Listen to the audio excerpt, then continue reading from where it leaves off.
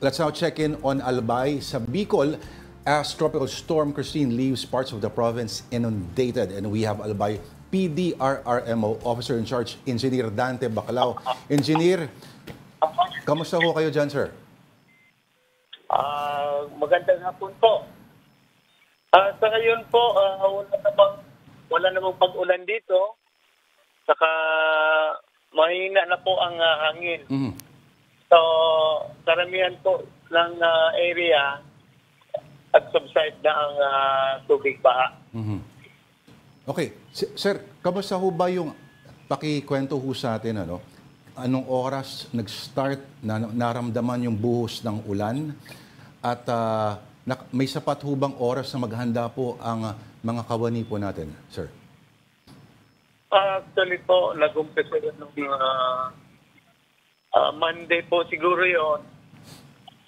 Medyo hindi na tumitigil ang ulan. Mhm. So maghapon yun. Then pag kinaumagahan, yun, may mga ano na sa amin. May mga nakarating ng report na ang tubig tumataas na. Then yung iba nga po, before kami mag-declare ng evacuation, localized evacuation na po. Mhm. Talagang matindi po ang buhos ng ulan. Last time kasi na naramdaman namin yun, 55 years ago. Mga 90s na yun. Kaya lang mas matindi ang dalang ulan Christine. Kasi umabot po ito ng more than 500 millimeters Mhm. compared doon sa 55 years ago. Opo. Kumbaga po, yung sa dalawang buwan na pag-ulan, dala niya sa 24 hours po. Opo. So yung hangin hindi po, kasi kung tropical storm, hindi po issue masyado yung hangin, ano? Pero yung buhos talaga ng ulan. Opo. Hindi po masyado ang hangin. Mhm. Kaya siguro po yung iba nating mga kababayan, parang binaliwala yung hangin kasi mahina. Pero medyo na-underestimate yung dalang ulan ni Christine. Ano pong mga kailangan nyo dyan, sir, ngayon? Kamusta ba yung ating mga responders? Are you overwhelmed din? Kasi sa Nagaro, overwhelmed na. Ano pa yung mga kailangan ninyo, sir, in terms of supplies at yung mga rescue equipment, sir? Ang kailangan po namin dito, mga pagkain, mga non-food items also. Tapos yung mga rescue equipment.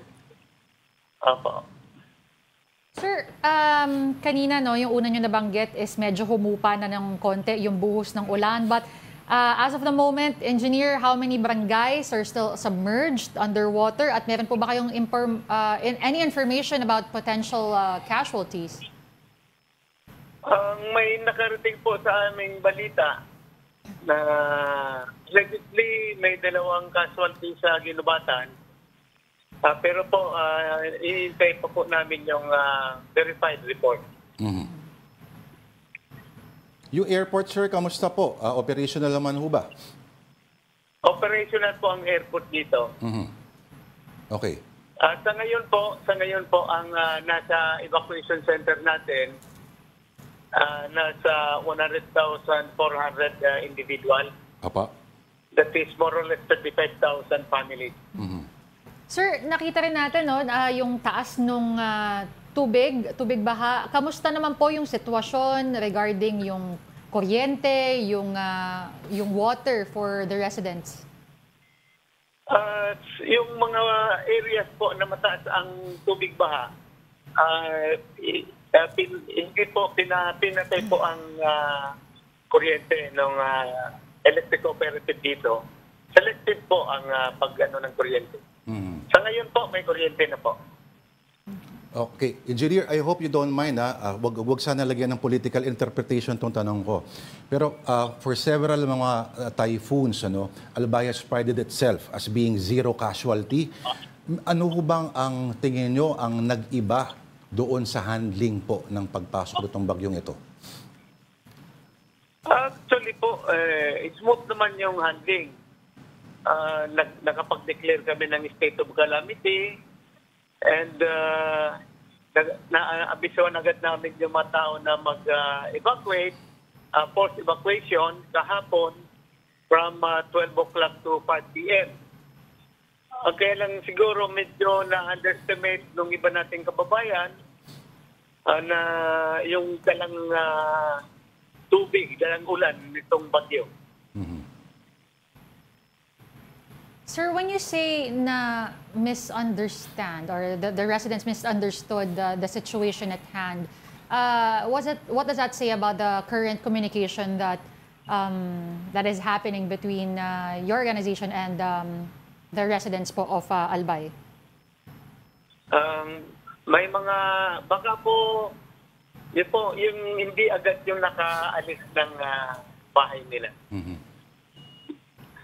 Kaya nga po may kami, in the future, in collaboration with Pag-asa, magkakaroon ng parang public information drive regarding sa dalang ulan ng bagyo. Huwag lang po tayo mag-concentrate doon sa dalang hangin. Opo. Oo. Sir, anong tansya po ninyo, sir? Ilang oras, ilang araw bago tuluyang humupa po yung tubig po dyan sa mga major roads po at least sa lugar? Ang sa ngayon po, mostly mumupa na yung tubig. Maliban lang po sa mga low-lying areas.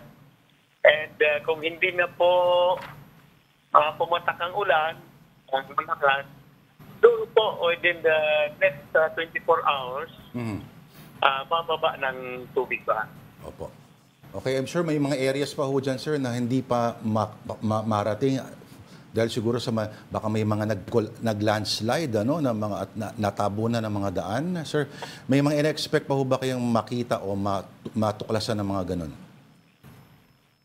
Actually po, may mga landslides na tayong na-report and naalis naman natin yung ibang landslide. Kaya lang talagang may mga malalaking landslides na laging impassable yung mga kalsada.